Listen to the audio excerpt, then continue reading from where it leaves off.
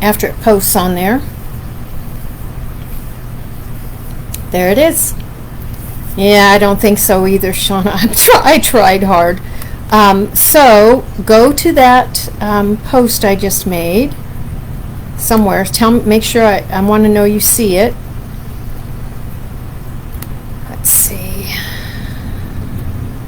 I'm going to do it again because I'm here. Oh, Pam, hi. Okay, Pam, since you're headed out, I'm trying to put this link in for you guys. There it is. Let's make sure it posts. There we go. This is on our website page, and I put an article I wrote on that link, and I have linked this document.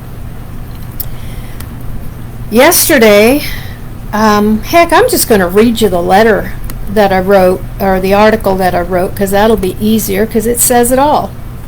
The title of the article is "The Lawsuit California Refused to Hear, Filed in D.C. by and for We the People." This is breaking news. Powers versus Orange County District Attorney TODD ALLAN SPITZER et al., including Orange County, San Diego, Los Angeles, and Riverside counties and their boards as the owners of the S.E.C.U.R.E software system. This is important. Why? This is important because the Powers versus Bank of New York Mellon case started with just me in 2017. And for those of you who've been around a long time, you know that Toll and Roll was born out of the ashes of my home on March 7th, finding my house burned down. So what I'm sharing with you today is a lawsuit that many of us have been talking about since way back, even when C.J. Holmes was involved, because we knew about the counterfeit, forged, perjury documents. Now, as all of us grew in our experience and knowledge by experience, some have won.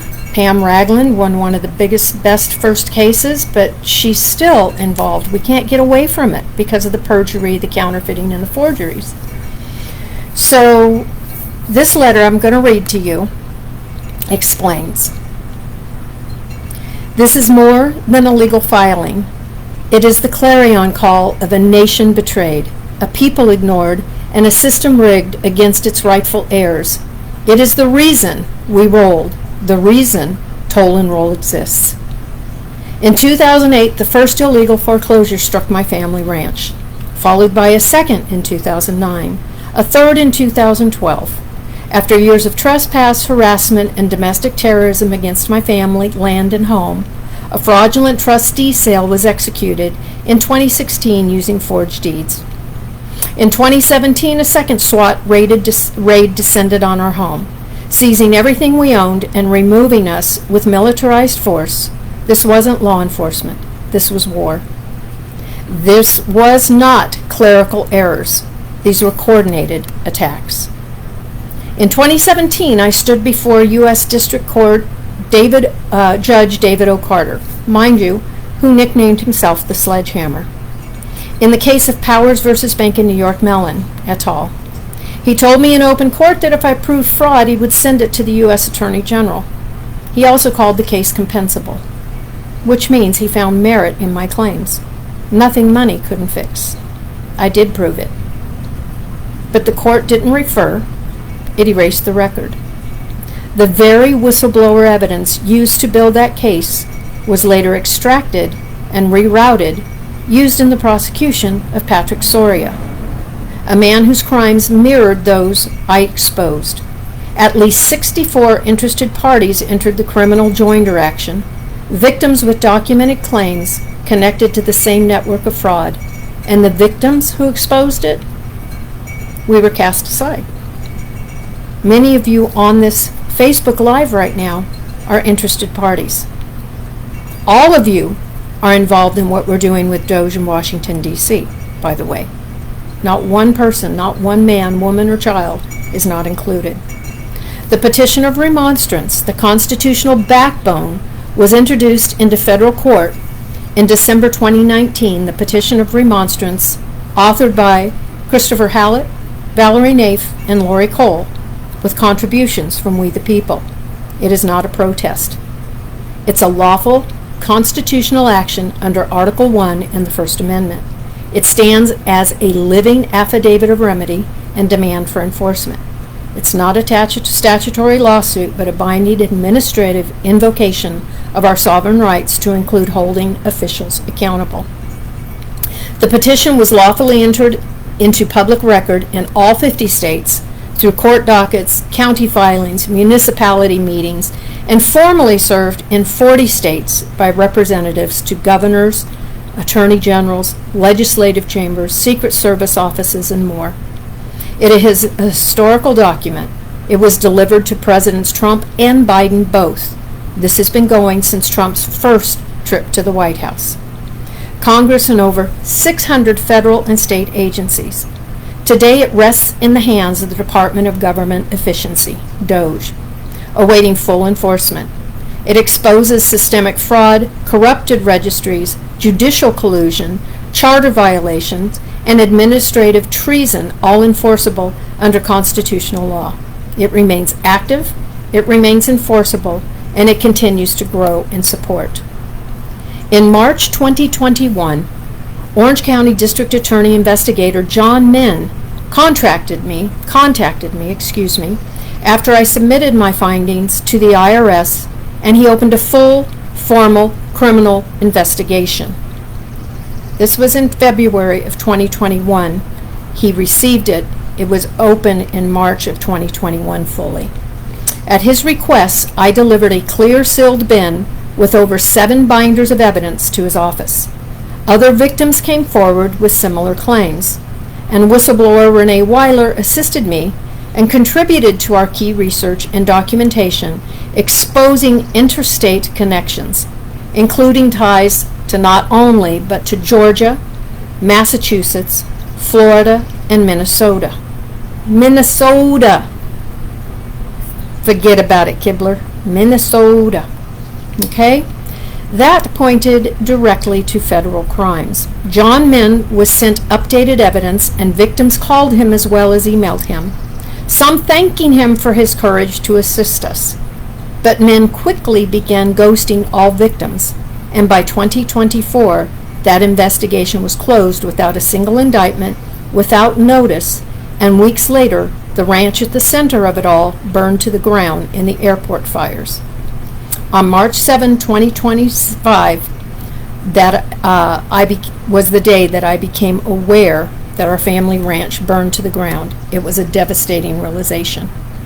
The day I found the ranch burned down to the ground, John Bloom and I founded the Toll and Roll Convoy. We united our whistleblower team and took our truths directly to the nation's capital. 8,000 miles round trip. We met face-to-face with DOGE, members of Congress, and federal agency officials. This wasn't lobbying, it was a lawful action. We delivered the evidence, we demanded the truth, we have confirmed sealed investigations. After returning from D.C., I was asked to attend a Board of Supervisors meeting on June 24, 2025, to support victims of conservatorship. Now, I want you to know this was after my second trip to Washington, D.C., and for those of you who don't know, I had another TIA, mini stroke, on the plane on the way back from that trip. It was not an easy trip, and I want you to know that we, the delegates doing this, are really giving our all. Anyhow, I don't want to start bawling. I'm going to go on. On June 2024, I was there to support victims of conservatorship. While there, I greeted DA Todd Spitzer and shook his hand. I reminded him of who I was, telling him of my dismay and his avoidance of a meeting with me. Further, I kindly offered and said, and I really was kind, guys, I said, had your office done its job, we wouldn't have had to go to D.C. And he asked me what I was talking about, looking very confused and stating he had no clue about anything I was sharing or asking about, no idea of a criminal investigation involving me or other victims in his office, or that it was abruptly shut down after 3 years. He was interrupted while speaking to me and asking me questions and looking very perplexed by Supervisor Foley. She escorted him away from me as he looked back at me repeatedly and told me to contact his office. Before leaving the meeting later that day, and it was actually about 5:30 because Todd got up and actually spoke, he was telling the Board of Supervisors that he had retained a law firm to help with the, I'm calling it the feel-good investigation in their office for HR. HR, they were planning and are planning on having an open forum for employees to come forward in a safe space so that they can share if they have any problems with anybody at the office. Now, mind you, Todd Spitzer just lost the $3.1 million workplace case that was actually done out of San Diego, I believe, but he lost that. So Orange County HR and pocketbooks aren't happy with what's gone on in that. So when he mentioned he was bringing this law firm in, of course, and it was Foley who excused him and said, excuse me, just Todd, just so you know, you can't do that. That's a conflict of interest. We can't have you bringing in a law firm to handle helping people feel better in this office, especially in light of what's gone on. They danced around it a lot, but basically it was telling him, Todd, you got to sit down and shut up. This is not your wheelhouse anymore to help people with HR in the office. And I watched him, and I could see he's a changed Todd Spitzer from the last time we, as far as Faith and I, saw him on the riverbed and actually talked to him. That was a very different Todd Spitzer. So before leaving the meeting, though, he approached me. I was sitting down. He approached me with urgency, by the way. He said we needed to meet, and he said he would give my name to his office to assure I was placed on his calendar. Now, mind you, it was a little more than that because I let him know, well, for 8 years I've been trying to get on your calendar, but you got gatekeepers keeping me away. And he said, nope, I'm going to give him your name. I want you in my office. And as he was going up the hall to the exit of the Board of Supervisors meeting, which was still ongoing while he and I were talking, by the way, I gave him a loud voice up to him and said, you might want to start with your Deputy DA, Leslie Young. I believe she's your biggest gatekeeper. And he turned when I said her name in a way that was a look that made me think, there's problems in that office. Anyways, he just said again, get into my office. So I did. I called the next day, like he told me to. I called, got sent to his assistant's voice message, because of course they're nosy. They won't pick up the phone. They want to know why you're calling first. And then I showed up the day following that. I went to the DA's office on June 26th to follow up on the call the previous day. After 30 minutes, Senior Investigator Michael Kendrick appeared. I'm sitting in the courtyard at the DA's office. We spoke for about 15 to 20 minutes. We shook hands and agreed that he would follow up by Wednesday, July 2nd. Now, mind you, that 20-minute conversation included the rundown of toll and roll, of Doge, of Kamala Harris, of Maxine Waters, of the California 18, I gave him a rundown, and he literally did. He looked at me, and he said, you really do know what you're talking about. Well, those of us on this call who've experienced this, you kind of do, because you've lived it for me, 18 years, Pam, Sherry, we all know this stuff. And when I stood up and I told him about the strokes, and I told him about the SWAT team, about how it's destroyed my youngest daughter having to be raised through all of this, he and I both had tears in our eyes. Now, I didn't put this in the article, but I'm telling you. He looked at me and I thought, now I'm thinking, oh God, we're both standing here crying.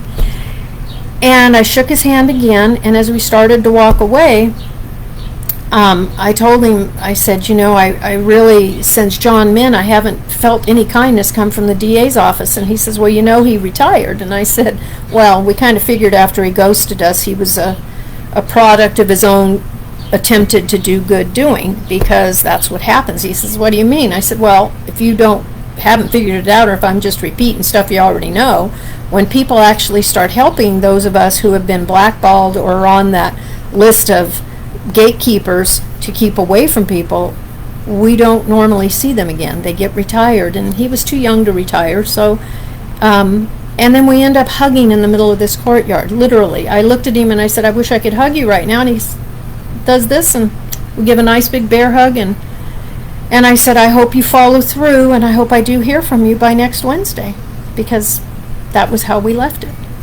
So, Wednesday, July 2nd, he confirmed that John Min had gone into retirement. I'll skip that. Then came July 2nd. Now, mind you, Matt Scalatis and I had been in conversation about this. Our close team knew this was going on.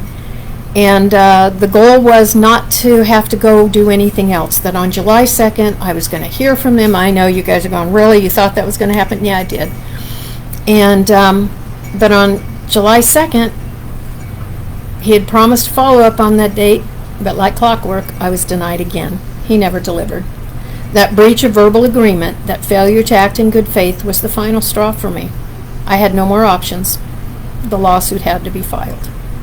So over the 4th of July weekend, I worked on the lawsuit that this story is written for. I've had an edited version for years, actually going back to CJ times, guys. That was started in the event one day I'd need to actually file it. This is something I've spoken to Sherry, to Pam, to Valerie Lopez in detail, because we both knew someday we were going to have to do something, because the county was just not only homes but children, guardianship, probate. The stories are egregious. The lawsuits within the departments, the fighting and internal investigations going on. How do we, the people, get justice when they themselves are calling each other bad cops, crooked cops, pay to play? So I mentioned that also in my conversation with the investigator, and I said, you know, if Todd Spitzer is telling me the truth, and he knows nothing about the last 8 years, and by the way, I did ask him, does Todd know I'm here? And does he know you're talking to me? And he said no. And I said, so you're gatekeeping too.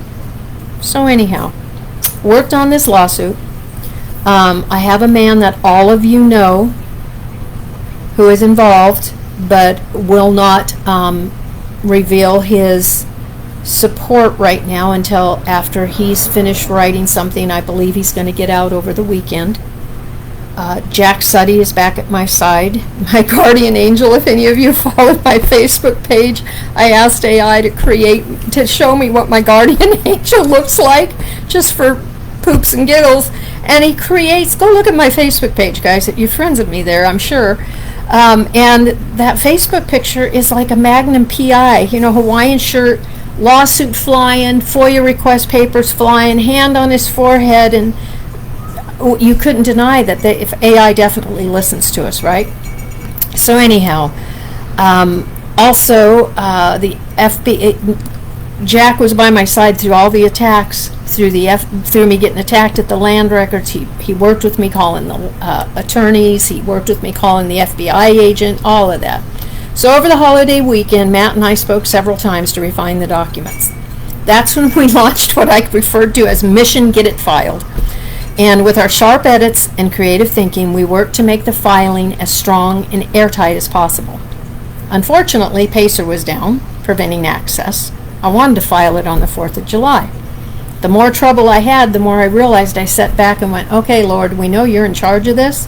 So some reason's telling me to stop and maybe take a break and go back and revisit it. So I did that quite a few times, would call Matt, show him, and he made a comment to me about a FOIA request we had done in DC that's ongoing, by the way. And he reminded me of my own words in the FOIA I had created, so we went back and adjusted the lawsuit. So I said, you know, Matt, this is why Pacer wouldn't let me in. Well, there was another reason. Because when I finally called on Monday and was informed that my account was inactive, that's why I couldn't access it. But in addition to that, since I'm a non-attorney, I couldn't use it anyhow to file a new case. So my submission would have to be filed by mail, emailed, or hand-delivered. And they suggested I go online and read District of DC's Pro Se Handbook. Okie dokie. So I do that. So I get an email. It kicks back. Well, what the heck? So I try a different email. It kicks back. Now, mind you, these are all emails they're suggesting. The third one kicks back. I call Matt and I go, Matt, the fourth one's stuck, but I don't know if it's going to the right place. I know it's going to the court. And so he and I decided that our plan B, or plan C actually, mission to get it filed, if in fact on Monday they had not responded by Monday evening, this was going to be hard copy handed over the desk. So next morning, sent him the text, and I said, mission a go. So Matt headed to D.C., which we had some other business he was taking care of, so he stopped first at the clerk of court and got it filed. Now, while he got it filed, I had to talk to the clerk because I wanted to make sure that my sending it by email wasn't going to be a problem. And here's where we get another. It's actually a thank you God, guys, because all of these things that are roadblocks prove our points about injustice and lack of same access to the courts. First of all, I couldn't file it on PACER because it's a new case. Only attorneys can file on PACER new cases. Okay, got it. Second, because they're so overloaded on their system for intake, this happens all the time. And she apologized. She was very nice, by the way. Very nice, very kind. And she said, I really apologize that it's been so hard for you. I said, yeah, I've got, on top of the ADA issues I have, I said, obviously I'm doing this from afar. And so she said, no, don't worry. I said, so will it fix itself? Because I've emailed it. And she said, well, it's going to take a while for them to get to it anyhow. So it'll fix itself. She took my email, everything she had. And I said, so you have everything you need? And she said, yeah, but there is one more thing. Because you filed pro per, this could be 4 to 6 weeks. I just smiled on the other end of the phone and I said, okay. I said, okay, I guess I couldn't have planned on not one more thing being needed for a pro per or a pro se to come in because we're not attorneys. And she apologized again. And so Matt couldn't call me because his phone wasn't working properly. And he promises me he's getting it fixed now. So it became clear that the intake system was unstable due to server overload. Which, what does that mean? We the people, not attorneys, not law firms, we the people have overloaded their system to the point. Now, mind you, she did also say it wasn't a very big system. Okay, so there's that. So she further apologized about the judge and having to wait.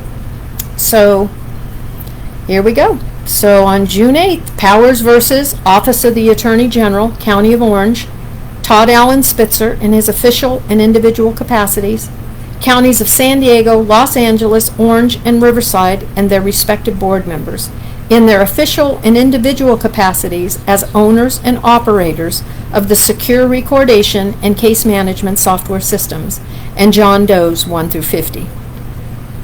It's been filed in Washington, D.C.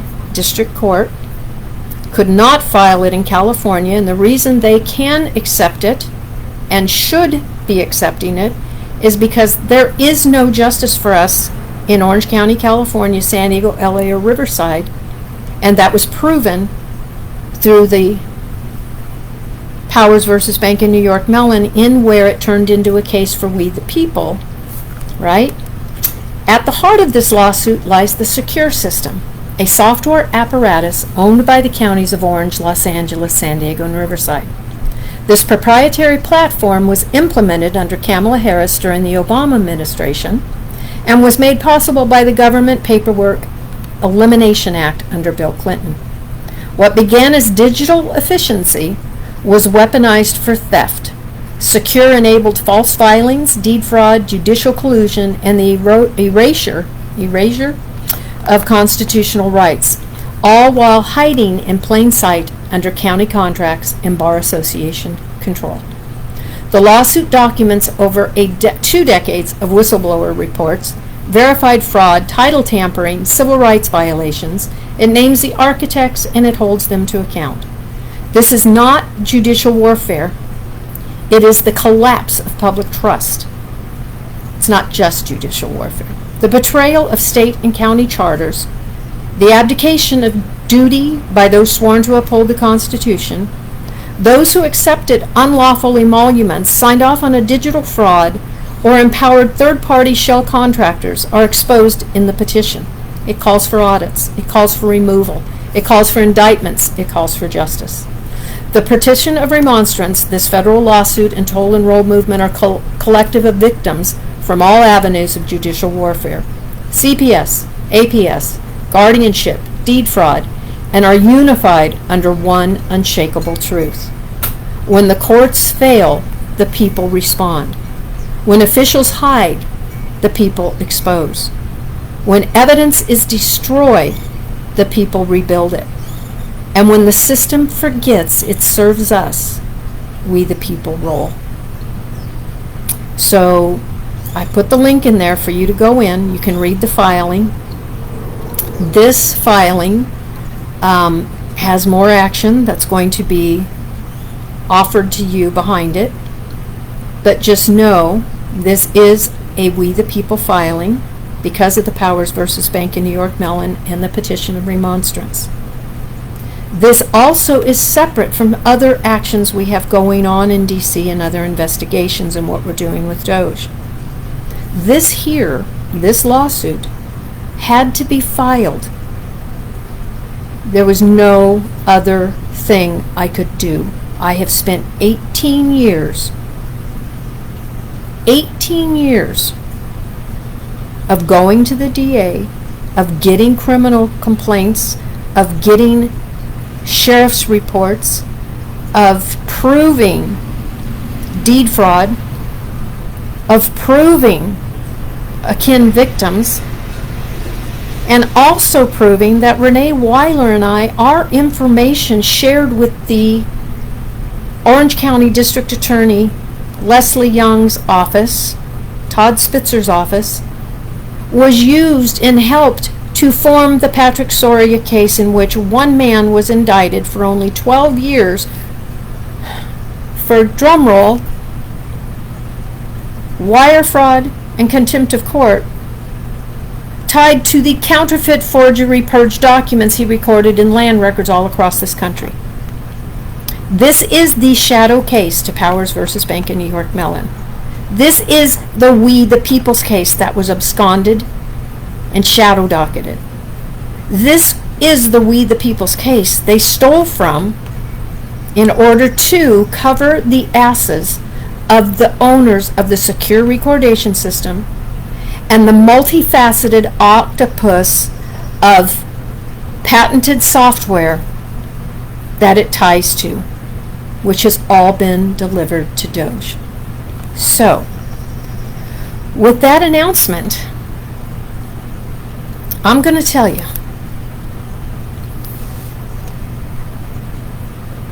I am happy to finally be here. This is kind of like when you sit and you wait constantly for the hammer to drop on you at home, before you hear the helicopters, before you hear that knock on the door, after you've had those postings, and you go from posting to posting, having that fear of what's to come. Well, I no longer fear. What we've done in Washington, D.C. with toll and roll, I can confirm to you is making a difference. I can confirm to you not only has been heard, but as the groups that are aligning with us are using Doge's toll and roll team in their paperwork and in their delivery, the algorithms can't stop us. And I can tell you unequivocally, we got in during the perfect storm to represent everyone in D.C. The people that showed up when we were there for the convoy, that Phyllis, that suit, I have made public. But guess what? It is filed for everybody, every county, every state. But the 4 counties it's going against right now, Phyllis, are the 4 counties that created the platform clear across the country. Orange County District Attorney's Office is the ground zero for electronic fraud between the implementation that was rolled out with Kamala Harris and Obama. I've written articles on it. I'm the whistleblower in Orange County with the S.E.C.U.R.E. software and patented system. And I can tell you it had to come right back here. So all of you who are hearing this, you're going to want to read this case.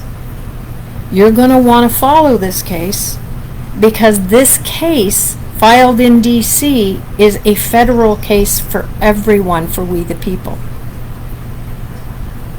And I'll keep you updated. I'll let you know once a judge is assigned, because then the summonses will be created. But by then, I'm sure Todd Spitzer's going to find out about this. There's a caveat to this that I want you to all think about too. And the caveat is, if Todd Spitzer really didn't know, and he has claimed since before he got in office that Tony Rackauckus' office did everything they could to shut him down, that since he's been in office, he was having problems because of the Tony Rackauckus holdovers, and that he believed that he was being targeted internally. He's made many comments about how things have happened out of his control. So, in the event, yep, Pam, Soros' son does live here, and this is another caveat you're going to hear about later. If Todd Spitzer really was telling me the truth that day, and I can tell, Pam, you should have seen his face. You know him. He looked like a doe in the headlight. He was like, seriously, I am telling you, I have no clue. I don't know what you're talking about. He remembered meeting me at the riverbed the day we were helping with the homeless get removed, when Faith and I were there. But he kept telling me, and he acted seriously. He must have told me at least 15, 20 times, call my office, get into my office, I want you on my calendar.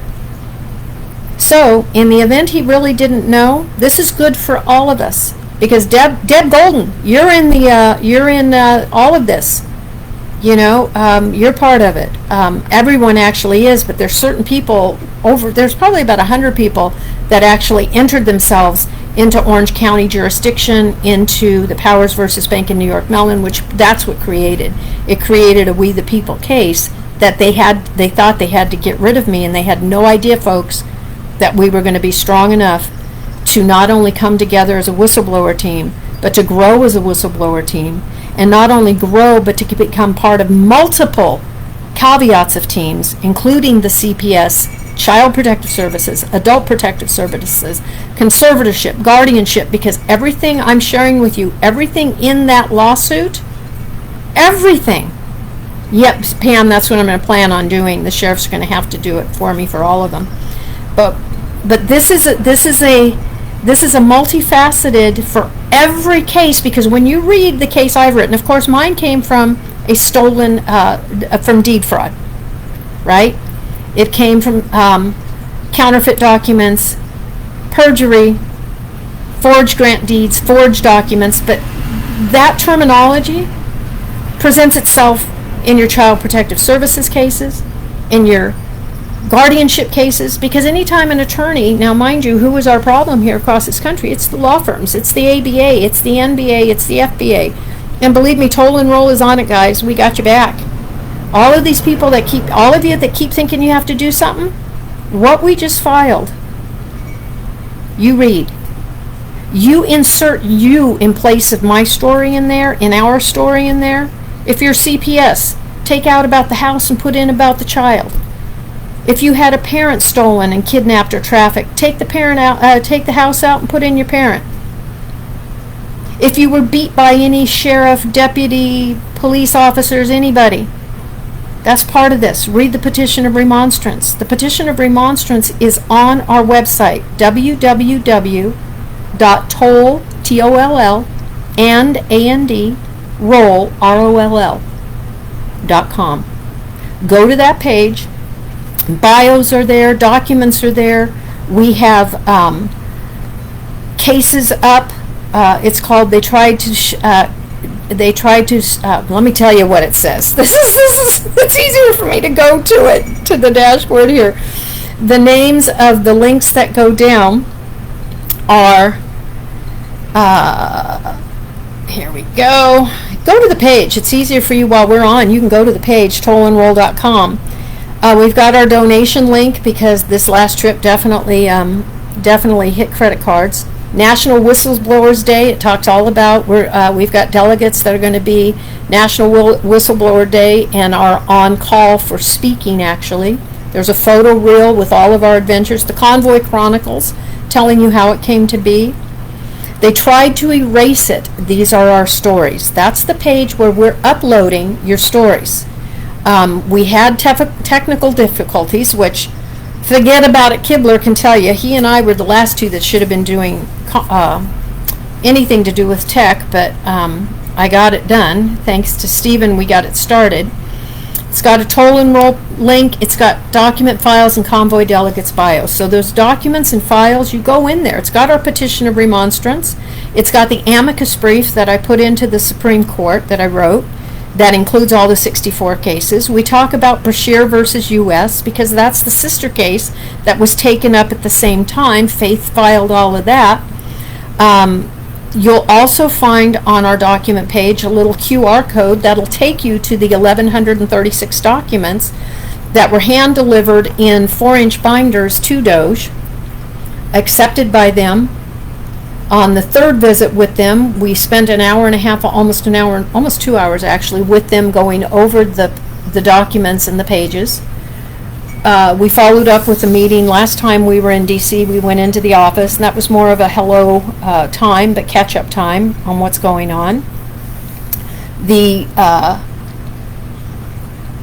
fire was also lit for another action we have right now that's under seal that we can't tell you all about, but just suffice it to say, everything that started with Powers versus Bank of New York Mellon became a We the People that now is everybody's case as of 2017 and is in Washington, D.C.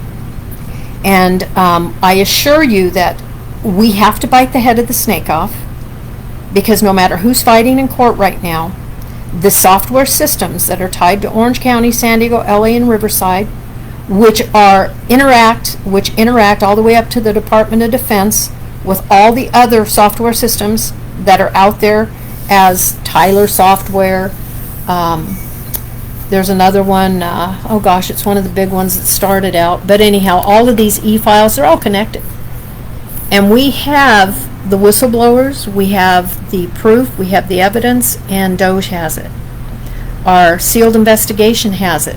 The link that we have on our page does not have it because we could not share the proprietary information until all of this is unsealed. Okay, so let me go back to Facebook here, and I'm going to see. Oh God, Pam. Yeah, told you Wells was too big to go after. Yeah, we've heard that before, right? In his office. Yeah, Todd's office. I tell you, Pam, the pay to play. And that's what I told the investigator. I said, you know, if he really doesn't know, and obviously you're telling me he doesn't know you're sitting down here with me in this courtyard, he doesn't know that you're talking to me, and yet I recognize that people coming out before you were looking my way when nobody was looking at anything for the first half hour, and all of a sudden they're starting to look my way. And the gal at the window, because you can't walk into the DA's office anymore, you got to go through their security and everything else, but you got to get into the building first. Well, I was stopped at the window, and at one point was told when I walked up, because the gal that was originally helped me took off and was walking. Now, mind you, she didn't come out and look at me. And usually that's a tell. They'll look at you as they walk out. If they've had conversations with you, you know, there might be a wave or whatever. Nothing. She kept her, and I thought, oh boy, gatekeepers are up. Gates are up. And when I went back up and I said, excuse me, just making sure, and mind you, you can't see. I'm doing like the scuba look in this window because it's so darkened. You can't make this stuff up, guys. It's such a comedy of errors. And the lady on this other side is one of the older women. You'd recognize her, Pam, Sherry, if you've gone there. And she says, look, we know who you are. We know what you're here for. Just go and sit down and wait. And she said it a little ruder than that, but it's okay. I went back and I sat, and because I had to sit. My hip was hurting. It took me quite a while to recover from that episode on the airplane and everything from that trip. Still trying to recover, but I guess there's no rest for all of us on here, because if you're on here, you're one of the people that is not giving up. So you're welcome, Debbie, and You go where you need to go, Miss Golden, and you're doing really good work. Read what I've written in this lawsuit, because it may help you as well. And it's tied us all together. So Renee Weiler and I are not done. We're going to continue doing what we're doing. And all I can tell you is, all of you, if you're going to be sending anything anywhere, in your subject line of your emails or in your documents, you want to put toll and roll additional evidence. Don't forget to use our little trademark, because we've had some people attempting to duplicate our pages and such, so right from the get-go, so we had to do that. But toll and roll additional evidence. Send it to Doge. Send them your evidence, because regardless of what their attorneys want to do now, they can't put the genie back in the bottle. We, the people, got there. We've had now 4 meetings with them. The one we had, the long one while we were in D.C., wasn't the only meeting we've had with them. So, but we're not done. So the end of the month, a couple of us delegates will be at the whistleblower event summit. And then in September 14 through 19, our convoy hits the road again for D.C., and that's the week we are setting up meetings again. We're going to be meeting with congressmen, senators' offices. We're going to be getting past the gatekeepers a little bit. If you haven't yet, follow Rod Class. He's got some lawsuits going on right now that are huge. And for those of you who don't know Rod Class, he's actually one of the biggest threats. The government consider him one of the biggest threats because of what he's been able to do in court. They've sealed his cases, by the way. He proved everything that we're bringing forward. That bar license, we've taken to task, guys, so just hold the fort. And as they say, hold my beer. I don't drink, so I guess hold my papers, because we're not done. We want you out there. Jessica Saxton has been posting a lot of things that they're going to the board, to the county commissioner meetings. They're talking about emoluments, which is huge. That's what our Petition of Remonstrance Foundation is that we delivered in 2019. Remember, our founding fathers wrote the words. We are just coming in using them lawfully in our Petition of Remonstrance, and have spent from 2019 to 2025 doing everything it took to be in 50 states. 40 states have actual state representatives. 10 of them don't. Well, 11 don't. But that's okay, because the Petition of Remonstrance still got served in court cases, in dockets. It's very well known. It's very well written. It's very well received. The doors have opened for us. Our immediate delegates in D.C. are Tom Kibler, John Bloom, myself, and Matt Scarlatos. So just keep sharing. And the sheriffs are OCDA gatekeepers. They really are. But the problem for the sheriffs and all of them is what we've shared and what we know. And because of their corporate structure and owning the software system that's causing all the fraud and forgeries, and they tried to cover it up with Patrick Soria's case, you can't get out of this, guys. They can't Epstein file this, is what I'm trying to say, because it's in the hands, it's been seen. We've been in meetings with it. We've been with mayors. We've been with senators' office, governor's offices, Congress members' offices. We're waiting for congressional hearing for one of our veterans out of Boise right now. So it's working. So all of this work, everything being done, not one group is doing anything that's any different that's going to matter more, but it's our coming together that matters. So go out there, file things. I can tell you the petition of remonstrance we have, our Doge affidavit, they matter because they're actually in Doge's hands. They've been delivered. They're in the DOJ's hands. They're in the FBI's hands. Heck, Elon got them directly sent to him prior to him leaving office, right? So there's no plausible deniability. And you just keep getting out there. You keep mailing notices. You keep mailing letters. And we have a letter for Whistleblower Day for July 30th in our documents. And that document you can download. You can download onto your computer. You can put your name on it if you want. You don't have to if you don't want to. But send it to your governors, your representatives locally. Let them know that Whistleblower Day is coming, And that toll and roll delegates, we're aligning with the probate trap with Luann Fleming and Robin. And we've got a fun group of people going. It's going to be a big day. July 30th, Whistleblower Day. For those of you who might remember, in I think it was 18, maybe 2019, I led a brigade of 40 whistleblowers to Orange County Board of Supervisors meeting. We handed them Resolution 6021. We handed them how to audit the records, and we handed them the notices that went along with the petition of remonstrance. And I can tell you, Hugh Gwynn that day was sweating bricks. He was just a mess, and he actually got an award that day for his office's software systems, relations with the government, and how quick it helped the government file things. I kid you not, that was that day of the Whistleblower Day on July 30th that we went. So 40 whistleblowers, we had whistles around our neck, we were loaded with documents, so keep it going.